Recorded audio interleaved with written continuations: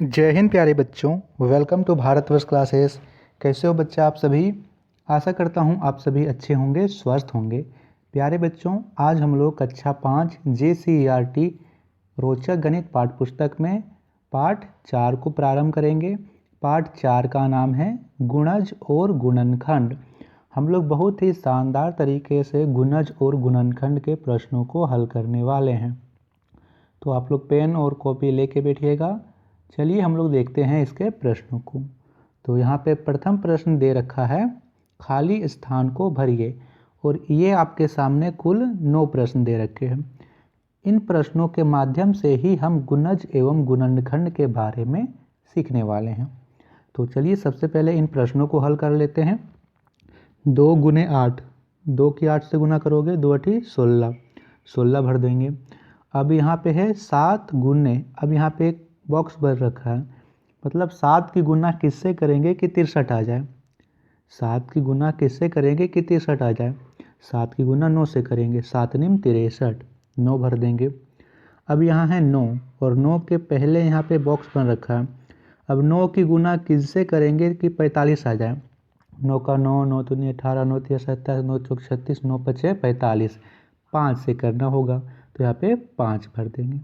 ठीक है, ये तो था गुना से संबंधित प्रश्न। अब नीचे जो प्रश्न है वो भाग से संबंधित है। मैंने भाग, गुना, जोड़, घटाव, इन सभी प्रश्नों को बहुत ही शानदार तरीके से संक्रियाएं पाठ 3 में करवाया है। आशा करता हूँ कि आप सभी ने उन वीडियोस को देखा होगा, अच्छी प्रकार से समझा होगा। तो बच्चा यहाँ पे दे रखा है 35, 35 की भाग देना है हमें और उत्तर आना चाहिए 5। तो 35 की भाग किससे करें कि उत्तर हमारा 5 आ जाए। ठीक है, कैसे करेंगे? 35 को हमें 7 से भाग करना होगा। 7 का पहाड़ा में 35 कितने बार में आता है? 5 बार में, तो 7 बचे 35। एक तो तरीका यह है कि आप यहाँ पे मानो कि किससे गुना करना होगा। दूसरा तरीका, आप यहाँ से गुना से भी इस प्रश्न को हल कर सकते हो। जैसे यहाँ पे दे रखा है भागफल 5, तो 5 की गुना किससे करेंगे कि 35 आ जाए, उल्टा तरीके से। यानी हम लोग ऐसे भी कर सकते हैं और इधर से भी। 5 की गुना किससे करें कि 35 आ जाए, 7 से करेंगे। ठीक है, अब यहाँ है 12, 12 की गुना किससे करें कि उत्तर 96 आ जाए।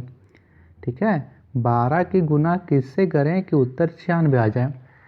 तो 12 एकम 12, 12 दूनी 24, 12 तिया 36, 12 चौक 48, 12 पचे 60, 12 छक 72, 12 84, 12 अठी 96, 8 से करना होगा तो यहाँ पे भागफल आएगा 8। ऐसे भी कर सकते हो, 12 का पहाड़ा में 96 कितनी बारी में आता है? 8 बारी में, तो 8 आएगा। अब 6, यहाँ पे है 9। ठीक है, अब यहाँ पे है 9, तो यहाँ पे कैसे करेंगे? 6 की गुना 9 से करेंगे, 6 नम 54 होता है तो यहाँ 54 होगा। यानी 6 नम 54 हुआ, और भाग तरीके से भी यहाँ पे कर सकते हैं। 6 का पहाड़ा में 54, 9 बारी में, तो यहाँ 9 दे रखा है। दोनों तरीके से हमारा उत्तर सही है। 42, 42 को किससे भाग देंगे कि भागफल 6 आ जाए। या फिर दूसरे तरीके से करें कि 6 को किससे गुना करोगे कि उत्तर 42 आ जाए। 7 से करेंगे तो 7 से, 6 सती 42, और 7 को 42 से भाग, 42 को 7 से भाग दोगे तो उत्तर भाग आपका 6 आएगा। 11 का पहाड़ा में 88, 8 बार में, तो 8 लिखेंगे। 8 को 10 से गुना करेंगे तो 80। अब यहाँ पे हमने देखा बच्चों इस प्रश्नों में कि हमें कुछ प्रश्नों को, यहाँ पे जो संख्याएं हैं वो 2 संख्याओं को गुना करने पर आ रही थी, और कुछ संख्याएं ऐसी थी जिन्हें हमें गुना करना पड़ रहा था।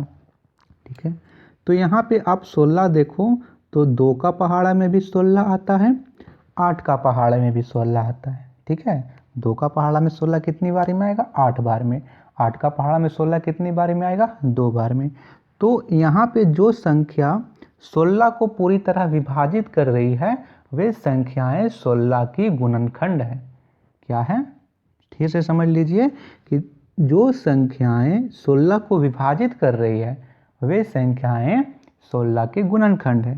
जैसे 2 का पहाड़ा में भी 16 आ रहा है, 8 का पहाड़ा में भी 16 आ रहा है, 4 का पहाड़ा में भी 16 आता है, 16 का पहाड़ा में भी 16 आता है। तो जो संख्याएं 16 को पूरी तरह से विभाजित कर रही है वो 16 की गुणनखंड है। ठीक है, गुणनखंड समझ में आ गया। तो गुणज क्या होता है सर? गुणज जो 16 से कट जाए, जो संख्याएं 16 का पहाड़ा में आए वे सारी संख्याएं 16 के गुणज कहलाएगी। जैसे 16 का 16, 16 दूनी 32, 16 तिया 48, है ना, 16 चौक 64, 16 पचे 80, ये सभी जो संख्याएं हैं वो 16 के गुणज कहलाएगी। जैसे मैं बात करूँ यहाँ पे 63 की, तो 7 का पहाड़ा में भी 63 आ रहा है, 9 का पहाड़ा में भी 63 आ रहा है, तो 7 और 9 63 के गुणनखंड कहलाएंगे। ठीक है, चलिए अब हम लोग प्रश्नों को करते हैं बच्चा। प्रश्नों के माध्यम से आपको चीज़ें और भी क्लियर हो जाएगी। प्रश्न आपका पहला दे रखा है, सही गुणज पर घेरा लगाइए। पहला आपके लिए किया गया है। गुणज मैंने अभी कहा कि पहाड़े को घेरा कर देना है। जैसे 2 का पहाड़ा में क्या क्या आता है? 2 का 2, 2 दूनी 4, 2 तिया 6, 2 चौके 8, 2 पचे 10, 2 छक्के 12, 2 सदी 14, घेर दिया गया है। 7 का पहाड़ा में कौन कौन सी संख्या आएगी? वे सभी 7 का गुणज कहलाएगी। तो 7 का पहाड़ा में आप यहाँ से देख लीजिए कि 7 का पहाड़ा में 7 आता है, तो 7 घेरेंगे। 7 कम 7, 7 दूनी 14, 14 को घेर दीजिए। 7 तिया 21, 7 चौक 28। और ऐसी कोई भी संख्या नहीं है जो 7 का पहाड़े में आती है, तो यहाँ पे कोई भी संख्या नहीं घेरेंगे। या फिर आप लोग दूसरी तरीके से यहाँ समझो कि वे संख्याएं जो 7 से पूरी तरह कट जाए। 7 को 7 से विभाजित करेंगे तो शेषफल 0 बचेगा। 14 को 7 से विभाजित करेंगे तो शेषफल 0 बचेगा। 21 को 7 से विभाजित करेंगे तो शेषफल 0 बचेगा। इसी प्रकार 28 को 7 से विभाजित करेंगे तो शेषफल 0 बचेगा। तो ये सभी 7 के गुणज कहलाएगी। 3 के गुणज कौन कौन होंगे? जो 3 के पहाड़ा में आता है। 3 का पहाड़ा में 3 आता है, 3 एकम 3, फिर 3 दूनी 6, 6 कहाँ है? यहाँ पे घेर दीजिए। 6 तिया 3 तिया 9, 9 को घेरेंगे। 3 चौक 12, 3 पचे 15। तो ये सभी संख्याएं 3 के गुणज होगी, और भी ऐसी कोई संख्या नहीं है जो 3 के गुणज होगी। तो इतनी संख्याओं को आपको घेरना है। बच्चा आप लोगों को चीज़ें समझ में आ रही है? बच्चा आप लोगों को चीज़ें समझ में आ रही हो, वीडियो पसंद आ रही हो तो वीडियो को लाइक कीजिएगा, और जितने भी बच्चे भारतवर्ष क्लासेस पर पहली बार आए हैं तो सब्सक्राइब कीजिएगा। बच्चा आपको इसी प्रकार से पूरी मैथ पढ़ाई जाएगी, साथ ही अन्य विषय जैसे अंग्रेज़ी, हिंदी, हमारा पर्यावरण पाठ्यपुस्तक भी अच्छे प्रकार से कवर किए जाएंगे। तो सब्सक्राइब ज़रूर कीजिएगा। दूसरा प्रश्न है, दी गई संख्या के 5-5 गुणज अपवर्त लिखिए। 4 का गुणज, 5 का गुणज और 9 के गुणज हमें लिखना है। तो गुणज का अर्थ क्या है? उसके पहाड़े को लिख दीजिए। 4 का पहाड़ों को लिख देना है। 4 का 4, 4 दूनी 8, 4 तिया 12, 4 चौक 16, 4 पचे 20। यहाँ तक हमने लिखा। तो मैंने पूछा कि बच्चा बताइए क्या यही पांचों सिर्फ 4 का गुणज होंगे? जैसे मैं 4 के गुणज 200 लिख दूं तो क्या 200 4 का गुणज होगा? बिल्कुल होगा सर। क्यों होगा? क्योंकि 200 को हम 4 से विभाजित करेंगे तो शेषफल 0 बचेगा। तो जो संख्याएं 4 से विभाजित करने पर शेषफल 0 होता है तो वे सभी संख्याएं 4 की गुणज होगी। हम यहाँ पे पहाड़े को लिख दिए। 5 का गुणज है तो 5 के पहाड़े को लिख दीजिए। 5 का 5, 5 दूनी 10, 5 तिया 15, 5 चौके 20, 5 25। आप यहाँ पे 10, 20, 30, 40, 50 भी लिख सकते हो, क्योंकि शेषफल 0 बचना चाहिए विभाजित करने पर। 9 के गुणज लिख देंगे। 9 का 9, 9 दूनी 18, 9 तिया 27, 9 चौक 36, 9 बचे 45। तो इस प्रकार से ये प्रश्नों को कर लेना है। नेक्स्ट प्रश्न को देखते हैं। तो नेक्स्ट क्वेश्चन यहाँ दे रखा है, दी गई संख्याओं के गुणज लिखिए एवं पहले 2 साझा गुणजों में घेरा लगाइए। साझा गुणज क्या होते हैं? साझा गुणज का अर्थ है बच्चा, जैसे यहाँ 2 संख्याएं दे रखी है 2 और 4, तो साझा गुणज का अर्थ है कि वह संख्या 2 का पहाड़ा में भी आएगी, 4 का पहाड़ा में भी आएगी, उन दोनों के पहाड़ा में आएगी, वही कहलाएगी साझा गुणज। तो प्रश्न संख्या 1 दे रखा है 2 और 4, तो 2 का पहले गुणज लिखेंगे। 2 का गुणज क्या क्या होगा? जो 2 का पहाड़ा में आएगा, यानी 2 और 2 के पहाड़ा पूरा लिख दिए। 2 का 2, 2 4, 2 6, 2 8, 2 5 10, 2 6 12, 2 14, 2 16, 2 2 18, 2 20। ये तो हो गया 2 का पहाड़ा। अब 4 का पहाड़ा इसी प्रकार से लिख दीजिए। 4 का 4, यहाँ पे 4 के पहाड़ा को लिख देना हमें, ठीक है। 4 दे रखा है, तो 4 के पहाड़ा को हम लिख देते हैं। 4 का 4, 4 दूनी 8, 4 का 4, 4 दूनी 8, 4 तिया 12, 4 चौक 16, 4 पचे 20, 4 छक 24, 4 सती 28, 4 अठी 32, 4 नमा 36 और 4 दहें 40।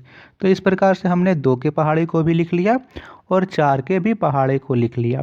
अब हमें प्रश्न दे रखा है कि साझा गुणजों में घेरा लगाइए। साझा गुणज का अर्थ क्या है? जो 2 का गुणज और 4 का गुणज इन दोनों में सेम आ रही यानी कॉमन आ रहा हो।